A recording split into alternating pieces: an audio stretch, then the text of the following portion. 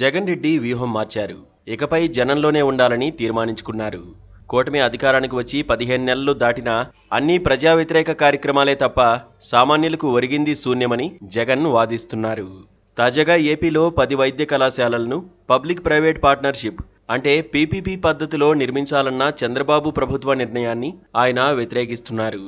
అదే ప్రధానాంశంగా ఆయన జనంలోకి వెళ్లబోతున్నారు. ఓడిపోయిన కొత్తల్లోనే జగన్ రాష్ట్ర హక్కుల కోసం ఢిల్లీలో ధర్నా పోరాటం చేశారు. ఆంధ్రప్రదేశ్లో ప్రజాస్వామ్యం కుంటుపడుతోందని, అక్కడ విపక్షాలపై దాడులు జరుగుతున్నాయని ఆయన ఆరోపించారు. ఆ సమయంలో కొన్ని జాతీయ పార్టీల నేతలు వెళ్లి సంఘీభావం తెలిపారు.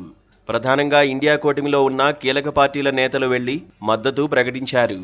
తర్వాత పత్తి, మిరప పంటల రైతులను పరామర్శించి వారి కోసం పోరాడేందుకు కూడా రంగంలోకి దిగారు.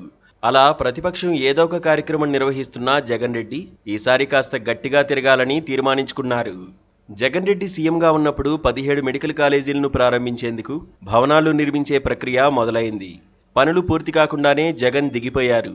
ఇప్పుడు 15 నెలల తర్వాత కూటమి ప్రభుత్వం అందులోని 10 కాలేజీలను పీపీపీ విధానంలోకి తీసుకువస్తూ నిర్ణయించింది.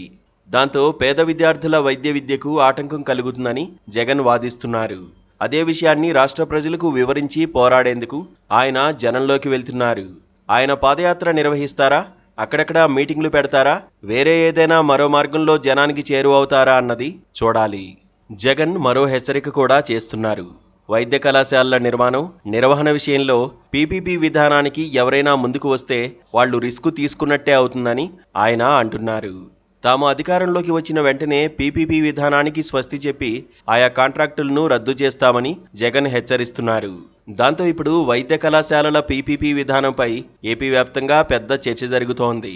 సూపర్ 6 హామీల్లో డొల్లతనాన్ని కూడా జగన్ ఎండగట్టబోతున్నారు.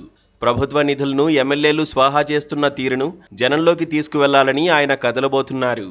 ల్యాండ్, శాండ్, మైనింగ్ వ్యవహారాల్లో ఎమ్మెల్యేలు, స్థానిక టీడీపీ నేతలు చేస్తున్న అరాచకాలను ఆయన ప్రశ్నిస్తున్నారు. లేని మద్యం కుంభకోణంపై కూటమి సర్కార్ రాద్ధాంతం చేస్తోందని వైసీపీ వర్గాలు ఆరోపిస్తున్నాయి. సొమ్ము మొత్తం బిగ్ బాస్ అంటే జగన్కు చేరిందని టీడీపీ ఆరోపిస్తోంది. త్వరలో పెద్దల అరెస్టులు ఉంటాయని ప్రచారం చేస్తోంది. వాటిని తిప్పికొట్టి మద్యం విషయంలో ఎలాంటి స్కామ్లు జరగలేదని జగన్ రెడ్డి జనం ముందు ఉంచబోతున్నారు.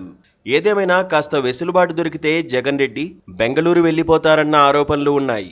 వాటిని తిప్పికొడుతూ ఆయన రాష్ట్రంలో జనం మధ్య ఉండాలనుకుంటున్నారు. ఆ క్రమంలో అందరినీ కలుపుకుపోయే నేతగా కూడా పేరు తెచ్చుకోవాలని ప్రయత్నిస్తున్నారు. ఆయన ప్రయత్నాలు ఎంత మేర ఫలిస్తాయో చూడాలి. Please subscribe to